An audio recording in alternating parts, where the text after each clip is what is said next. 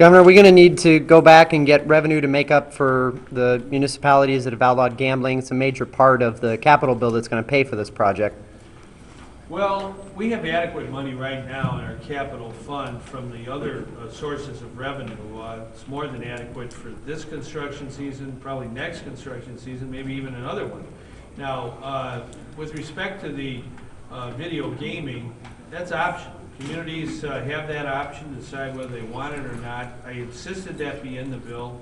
If you want to opt out, you can do so.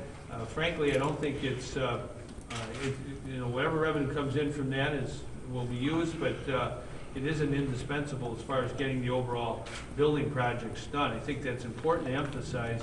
That's down the road as it is. The rules haven't even been adopted for that, so it'll be some time before that ever comes to pass. And if a community doesn't want it, a county doesn't want it, they can just say no, and that's something that I believe in very fervently, that you should have local option.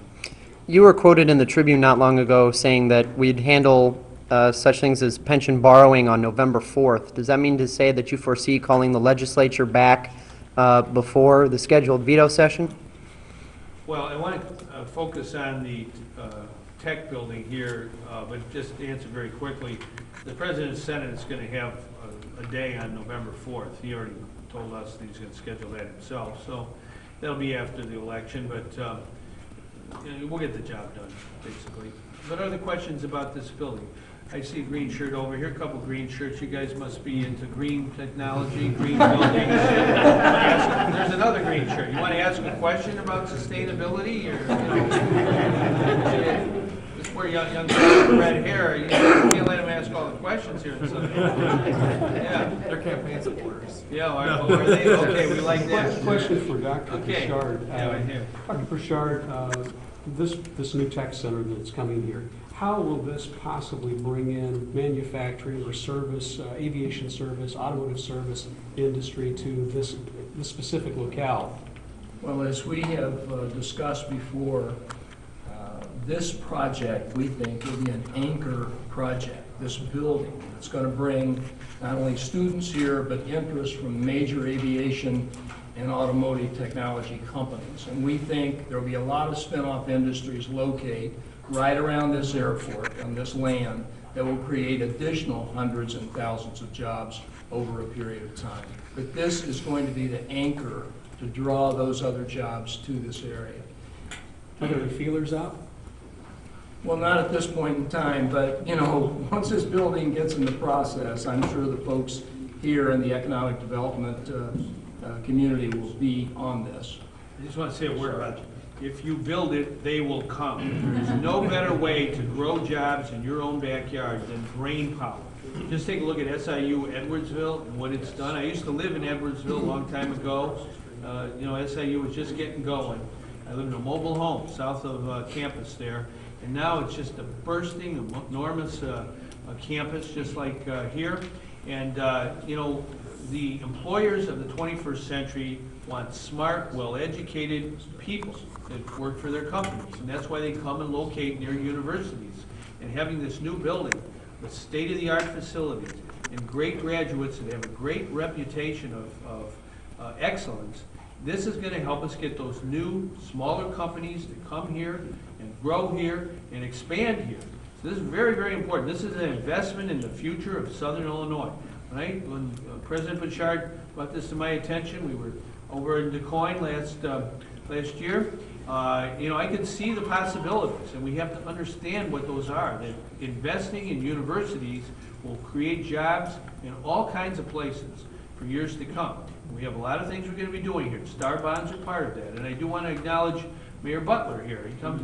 One thing I like about Mayor Butler, he said, we're a region. We're not one town. We're a region. So here you are in Carbondale, and we'll be in other parts of Southern Illinois. We've got to look at it as a regional initiative to grow jobs, good jobs you can support a family. That's what it's all about. Governor, if I could just mention one other thing. The governor alluded to this. There's another $70 million building being built at Edwardsville in the same field, and that's SIU also. Another $17 million is going to be coming to finish the top 2 floors of our library. So this is going on and on, Governor. Yeah. Readers are leaders, Glenn, so libraries are important, believe in that. However you read, you may read in a different way, it may not be a book, it might be a electronic screen, but we want to make sure we invest in learning. And, you know, there are two forces in life. On one side, there are the movers and the shakers. The other side, there are those who are moved and shaken. And the difference between them is education. This is the most important way that we can prepare all of us, our children, our grandchildren, for the future. That's good education. You know, in this whole budget battle, I wanted to make sure we invested as far as we could, given all the circumstances, in education. I think we've done about as best as we can do. Okay, yes, sir. Aside from the tech center and the Starbuns project, what else is being done to help create jobs and stuff? Well, we have a lot of construction on our highways and our bridges, and this is very important. We want to make sure we have safe bridges and good roads. Last year, we had the lowest number of fatalities on Illinois roads since 1921. Part of it is building roads and making them safe, making sure that people have an opportunity to get to where they have to go in an efficient, safe manner. Both John Bradley and Gary Forby have been leaders in this effort. Route 13, I think, John, why don't you talk about Route 13 a little bit? That's one of your prize projects. We got actually the largest road project in the capital bill is Route 13. It's over $100 million. There's also significant construction taking place on 57. In addition, there's several Southern Illinois schools that are being built, or in the process of being built, including the O2 list. So there's significant vertical and road construction taking place, and it's because of the leadership of Governor Quinn. So we're very thankful for that. Largest road project in the state is right out the door. And a new $3 million renovation to Carmine Hospital. Well, Glenn, don't give away that story, because we got you in the bullpen there. So I want you to come to that. We're going to have an announcement in Carmi about the hospital there. No, that's fine. We'll give you the date soon. But, you know, anywhere you are, you know, I was down at Cairo a week or two ago. We got a port district that we're putting together there.